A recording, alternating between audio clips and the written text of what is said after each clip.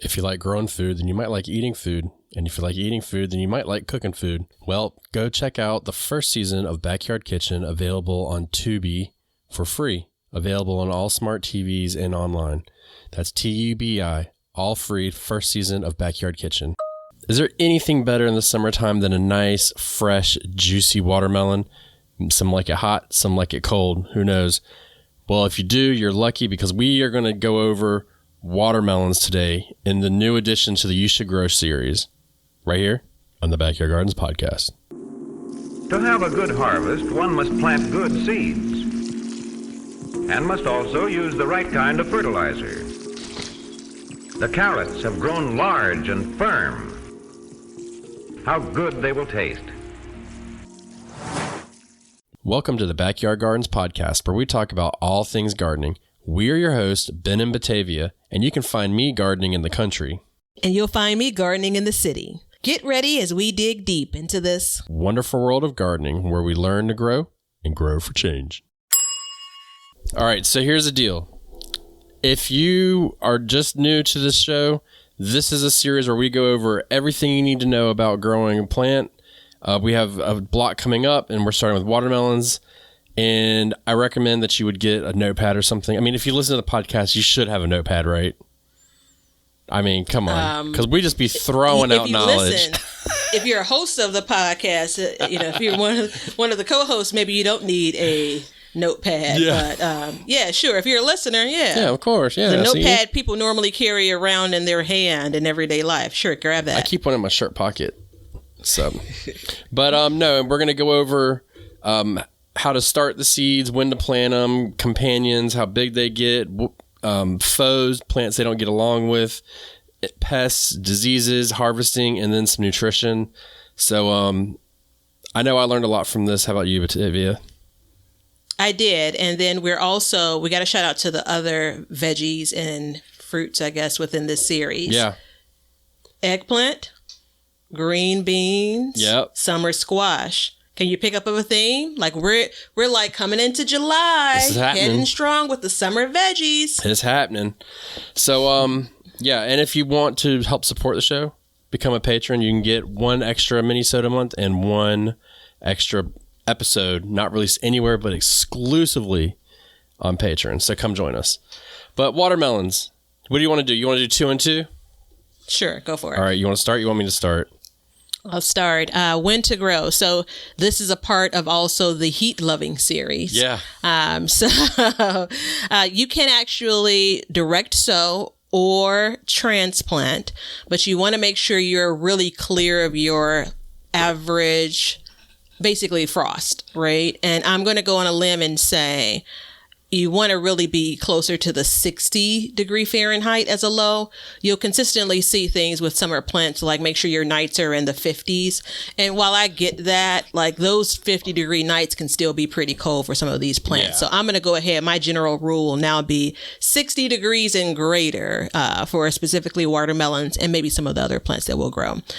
So you can start those from seed. This is similar to your squash-like family, meaning when you start them from seed, they germinate under the right conditions and start to grow pretty quickly. So I'm going to call it somewhere around like 2 weeks before you're ready to transplant out. And by transplant out, I mean before you're ready to harden off and then transplant out if you're starting them indoors. If you're direct sowing, once that temp is right, drop them in and you'll be all set.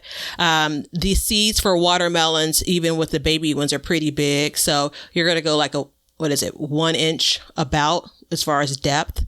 The spacing, which is my second one, then I'll transition to you. The spacing is it depends on how you're growing them, right? So no matter how small the plant's going to get, the melon's going to get, whether it's a baby or a full-size melon, you're still going to have a ton of vines all over the place. So if you're growing them traditionally, we're talking about meaning like they're just sprawled around on the ground 4 or 5 or 6 feet apart. If you're growing them like many of us do on a trellis, you can plant them closer together.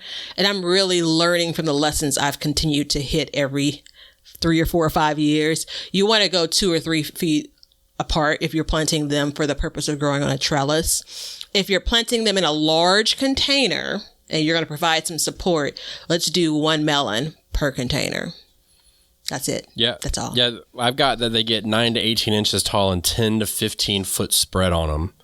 So, and I've definitely had some go 20 plus feet before. And when I say spread, I mean open, they're giving hugs to everything around them. So I got stuck with companions. So this is companion plantings. I broke it down into 2 categories for this one: aphid control and cucumber beetle control. So, okay. and I do have thoughts after about that. So aphid control would include garlic, dill, and mint. And then cucumber beetle control would be corn, broccoli, and radish. Now, before you ask me the science behind that, I'm not going to tell you because I don't know. What I am going to say that I find it very interesting is, as far as the companions go, most of it, so the broccoli, the radish, and the garlic, in theory, the watermelon won't really be next to it very long. So I question the validity of this claim. But that being said, go for it. And then the corn, sure, why not? You know what I mean? So this is kind of where we fall, and we've done a whole episode in the past about companion planting, where we kind of dove into this and our beliefs about companion planting. But this is what makes myself, and I think Batavia as well, question the validity of it. But whatever. Foes. So let me just comment on companion planting real quick. So I was right. I put interplanting with the radishes at the bottom of my companion planting list, just for the purpose of, by the time the weather is warm enough for you to really be planting and growing watermelons, your radishes are done. Yeah. And by the end of the season, no one's thinking about, like, we're at the end of the season, I'm going to put some radish in for the fall. Let me go plant them next to the melons. That's just not how that works. I am starting to make another general rule of thumb. If I read something on the interweb and it doesn't tell me the why when it comes to this companion planting stuff, I'm not going to believe it. I'm discarding it. That's it. That's all. I mean, I've seen like garlic and onions and stuff. The scent of them deters animal or pests in general. So I can get on board with it a little bit, but I'm very cautious, like you said, because as this series unfolds, you're going to see why.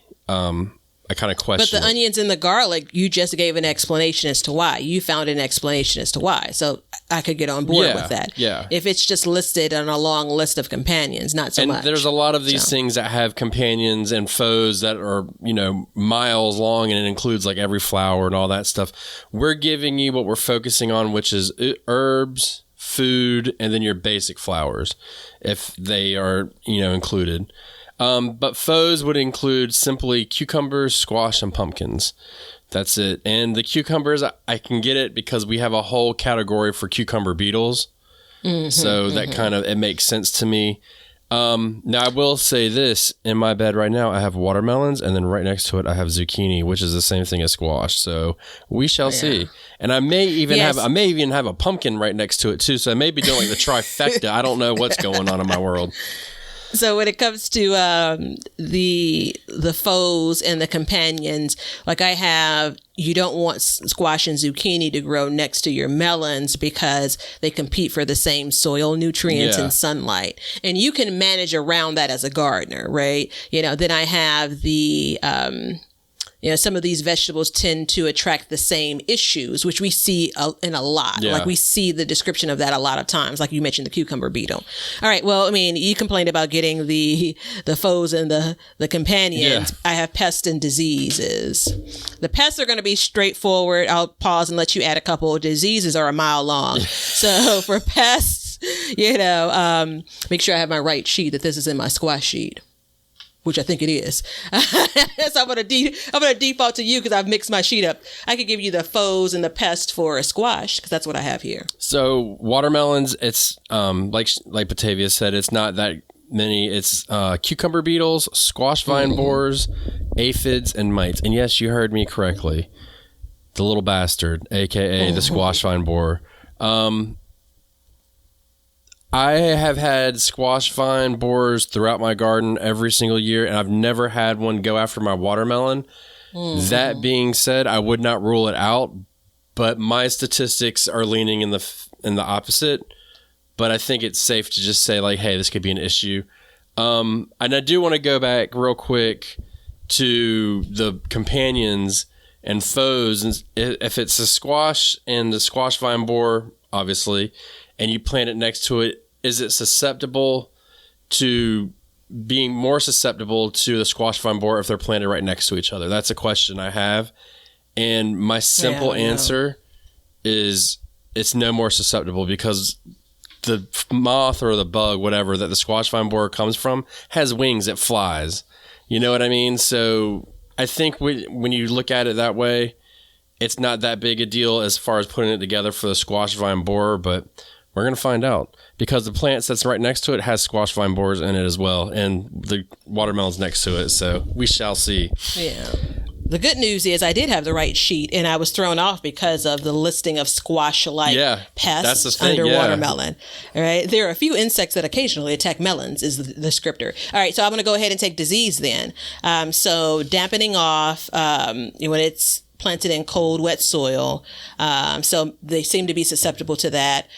In some cases, you may have a bacterial wilt, which can also impact things like kind of any of those like blossoming, vining, melon type. Cucumbers also suffer from this. Powdery mildew, which is like the catch-all when it comes to diseases. You do have, I think there's a very earlier pre-Batavia episode of the Backyard Gardens podcast. It's pretty popular, where you talk specifically about watermelons. So that's a plug there. So there's some fungal leaf spot. I'm looking at our time here, and there is some fruit rot diseases that can affect melons. And then which we do talk about mostly in these episodes, the remedy is like, get it out of the garden as soon as you detect it. You know, if you've decided to try to treat it, that's great, but this kind of thing can spread. And that's also a reason why some of these things aren't suggested to be planted together. Yeah. Because if they suffer from like conditions, the spread could be pretty rapid. So I've got a couple different ones too. Mm-hmm. Did you say a leaf spot? Nope, I did not. Okay. Oh yeah, fungal leaf spot. Yeah. Mm-hmm. So I guess I just have like the actual name of the leaf spot, which I hesitate. Well, first of all, I can't pronounce it. It's Alternaria. And I can't. When are you going to figure out if I don't say it? It's because I can't pronounce it. I just skip right over it. So I want to say, but there's a reason why I brought it up, is because whenever I've used a product to treat a disease, I never see the actual name before. It's always leaf spot. Mm-hmm. So, you know, and the only other thing I have is gummy stem blight, which I may have had in the past. I remember I had one, and I don't know exactly, but it was the stem got real gummy. And I remember looking at it being like, what the hell is that? I had no clue that it was a disease. It never even crossed my mind. I figured it was just some kind of bug. And that's kind of the issue with diseases, is they creep up on you. And you can rack your brain thinking, well, what kind of pest do I have? When in fact, it's not even a pest. Because if you go back up to the pest, we talked about mites, like spider mites and stuff. Man, do you know how to find spider mites? You take a white I don't know, but I'm freaked out. You take a white piece of paper and you shake the plant, and then you look at the specks of dust and dirt that fall in it and see if they're moving. You know, that's generally how you see it. So it's like, if something like that can attack your plant, you're not going to just walk up to them and be like, oh yeah, it's all gummy because a spider mites ate through it. Like, you're not going to see that. Yeah. So there's something that I learned for sure. It's not a disease, I guess. Maybe it's more a deficiency. Blossom end rot does also affect watermelons. Yeah. I was thinking I was sitting pretty last year, and then I came back around, and no go for that. And that's something that I feel like I'm challenged with some of my containers, but this actually happened to be planted in one of my raised beds. And it made me think that maybe I had deficiency in that soil last year. I actually just gave up on it and kept moving, since my season is short and a lot of these melons take a long time. So I didn't investigate it. We'll see what happens this year. So what is the blossom end rot? What causes that? So one hand will say it's a calcium deficiency. Another hand will say inconsistent watering and creates that. It could be both hands are telling the truth. I'm not sure. And also it could be a pH balance issue.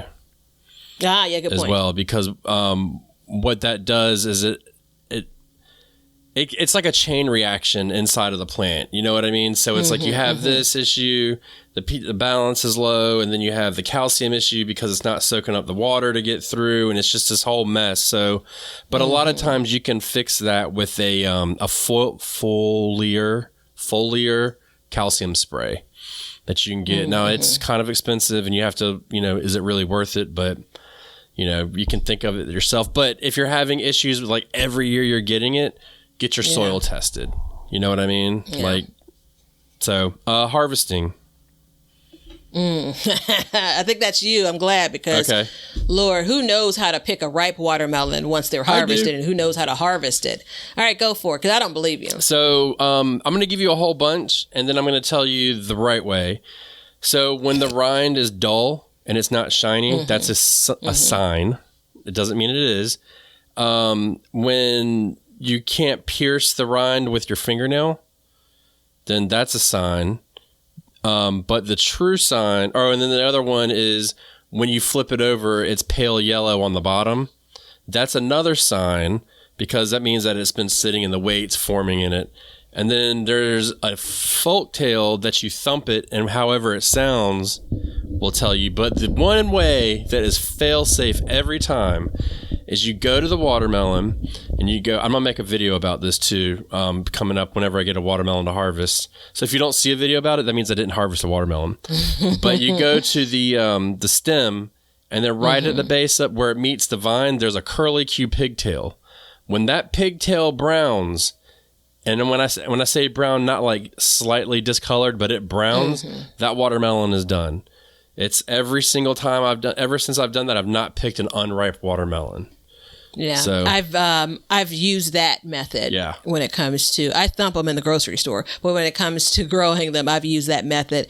And I'm still, the jury's out on what it takes to get a really sweet watermelon in Chicago. And so, from the ground, like from your garden.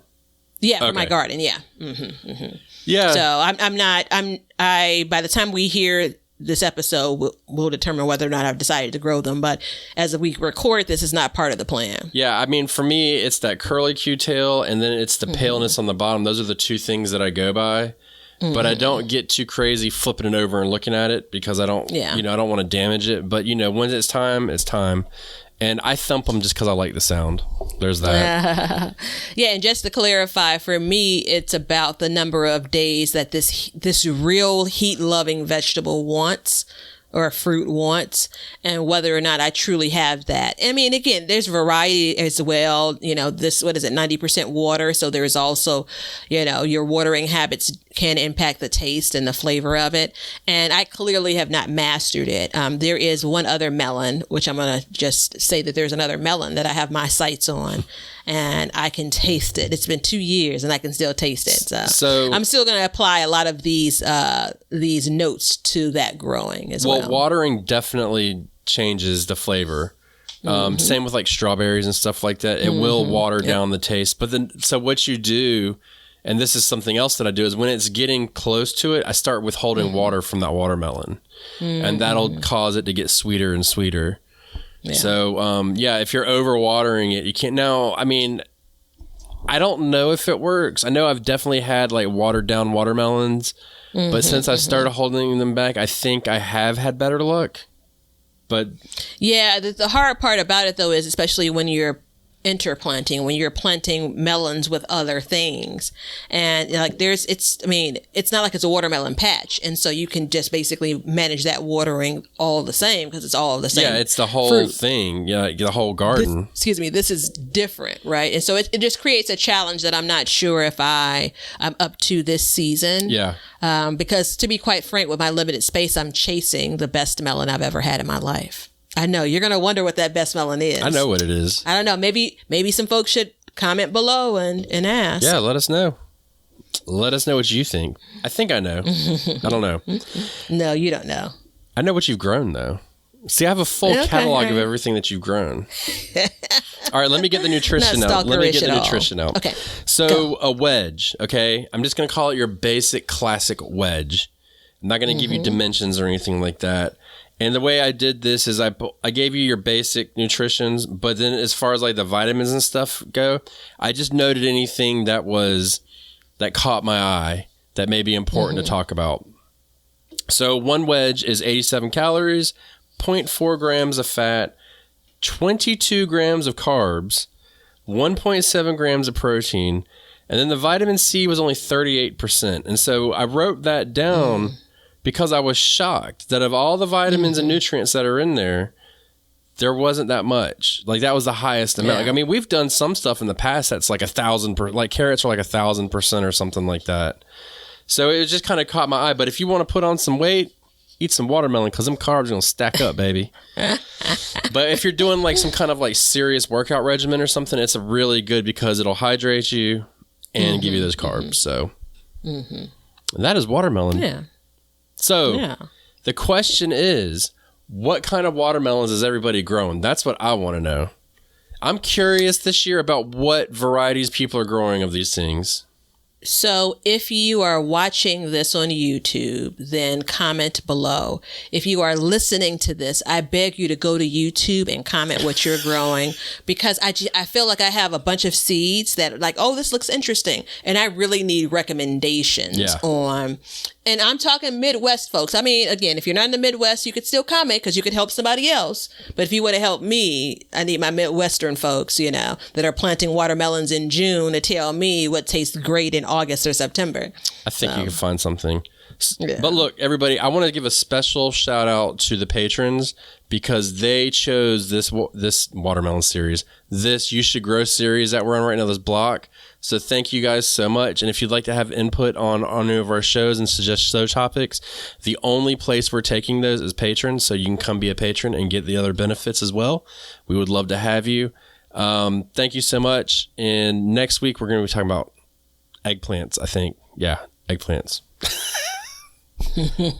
See ya. We hope you enjoyed today's show.